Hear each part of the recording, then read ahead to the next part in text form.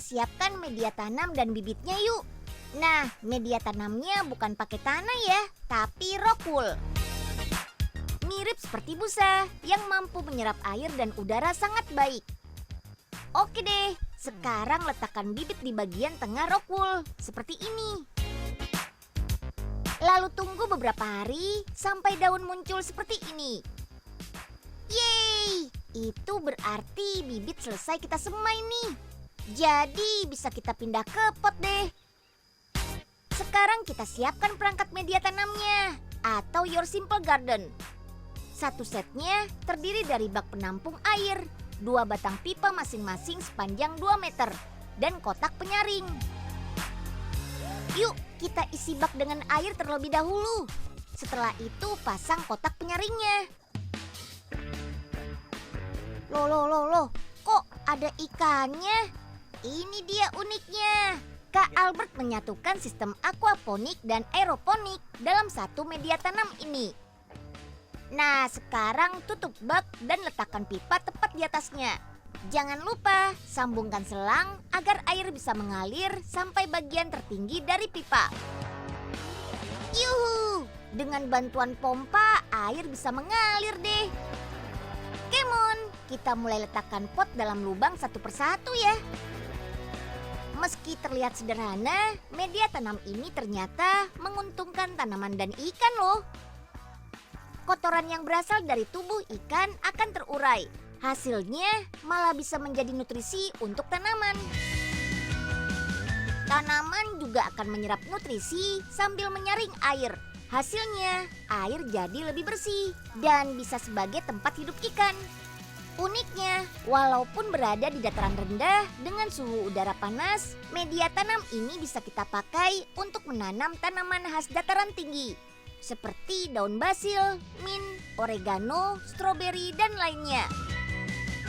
Kok bisa ya? Ternyata karena pipa-pipa ini terbuat dari bahan polimer yang anti panas. Jadi bisa menahan udara atau cuaca panas yang datang dari luar. Peminat media tanam ini nggak cuma dari dalam negeri saja loh, tapi juga dari Jepang dan Qatar. Harga produk ini beragam, tergantung ukurannya. Untuk yang paling sederhana, yang terdiri dari 70 lubang, dijual mulai dari harga 9 juta. Nah, untuk yang berukuran besar dengan kapasitas 900 tanaman, dimulai dari angka 90 jutaan. Weleh, lumayan mahal juga ya. Tapi sesuai dengan manfaatnya kan?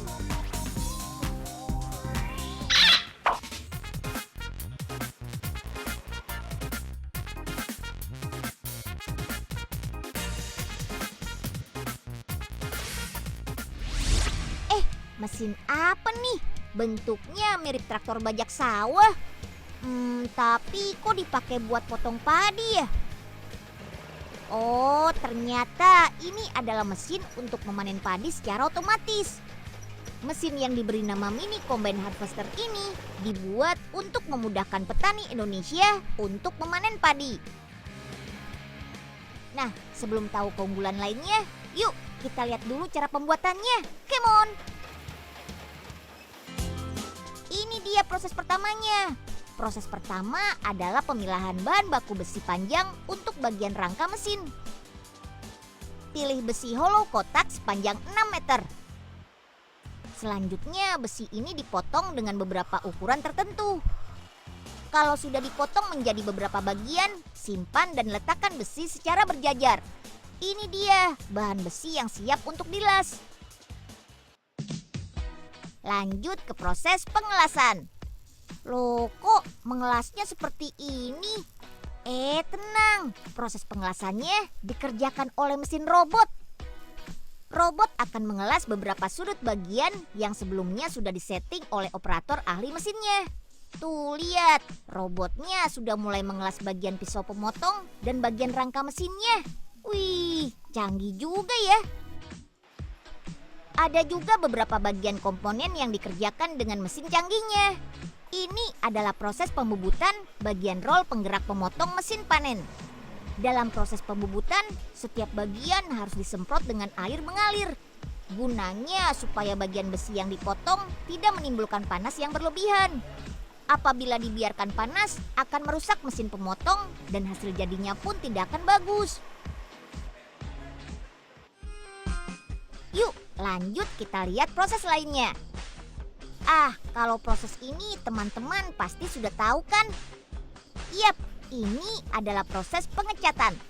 Kalau biasanya pengecatan dilakukan dengan cat cair, di sini yang digunakan adalah cat jenis bubuk. Wah, kok bisa ya cat bubuk disemprot terus menempel di besi? Ini dia rahasianya. Besi yang sudah siap dicat akan dipasangkan di gantungan yang sudah dialirkan listrik statis bermuatan negatif.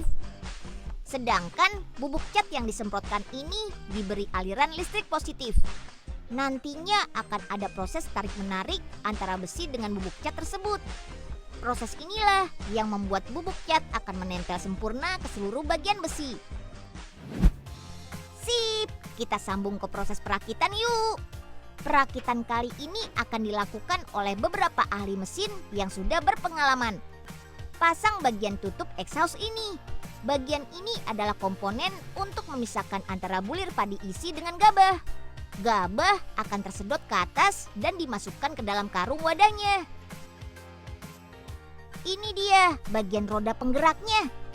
Bagian roda penggeraknya mirip dengan tank ya. Roda ini dibentuk mirip tank agar bisa digunakan untuk melaju di beberapa lahan pertanian yang biasanya cenderung basah dan berlumpur. Lihat nih cara mesinnya beraksi. Ini adalah sawah yang sudah siap panen. Umur padinya sudah mencapai waktu panen 120 hari setelah tanam. Mesin panen ini akan memanen padi dan memisahkan bulir padi dengan jeraminya. Bagian depan mesin akan menyisir batang padi sebelum nantinya dipotong oleh bagian pisau tajam di bagian bawah mesin. Dengan mesin ini, petani Indonesia akan lebih cepat memanen padi. Sebagai gambaran, biasanya petani memanen 1 hektar sawah dalam waktu 1-3 hari. Sedangkan mesin ini sanggup memanen 1 hektar padi dalam waktu 6-7 jam kerja. Yang jelas akan lebih hemat waktu dan hemat biaya. Mesin ini juga dibuat dalam bentuk lebih kecil untuk menyesuaikan dengan bentuk dan kontur tanah sawah di Indonesia yang rata-rata berukuran kecil dan berlumpur.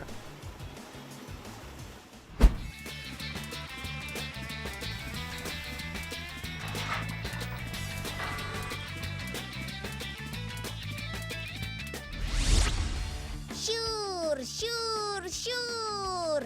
Ini dia yang dinamakan dengan mesin pemisah hasil pertanian. Mesin ini akan membantu petani untuk mendapatkan hasil panen dengan kualitas terbaik. 70% buah dan sayuran terbaik di Jepang dipilih pakai alat ini loh.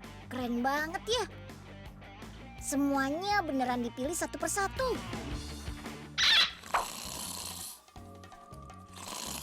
Hah? Ya ampun, Pak Oga.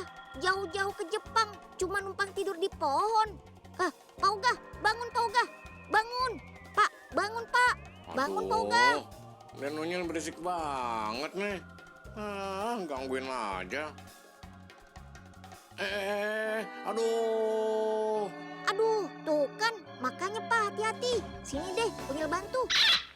Shoot. Wah, semuanya kepisah otomatis ternyata. Pakai bantuan komputer.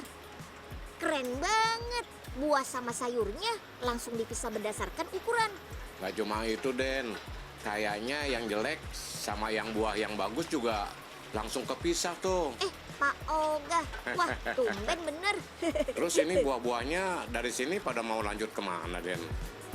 Semua buah dan sayur akan langsung dicek lagi tingkatan warnanya, ukuran, bentuk, dan kerusakan pada produk. Ya ampun, yang bener, Den. Waduh, itu siapa yang main tembak-tembakan pakai sinar, Den? Itu alat bantu pengecekan kualitas buah dan sayur yang mau dikemas. Kalau disinari pakai infrared ini, otomatis bagus dan tidaknya produk langsung kelihatan. Apa aja yang kelihatan emang, Den? Jago banget di sinar bisa sampai menerawang. Nih Pak, sinar infrared ini bisa mengecek kadar gula, keasaman, sampai matang tidaknya buah. Unyil buktikan nih kalau mesin pensortir ini nggak bohong. Buah apel yang sudah dipilih kita potong untuk melihat kualitas pada bagian dalamnya.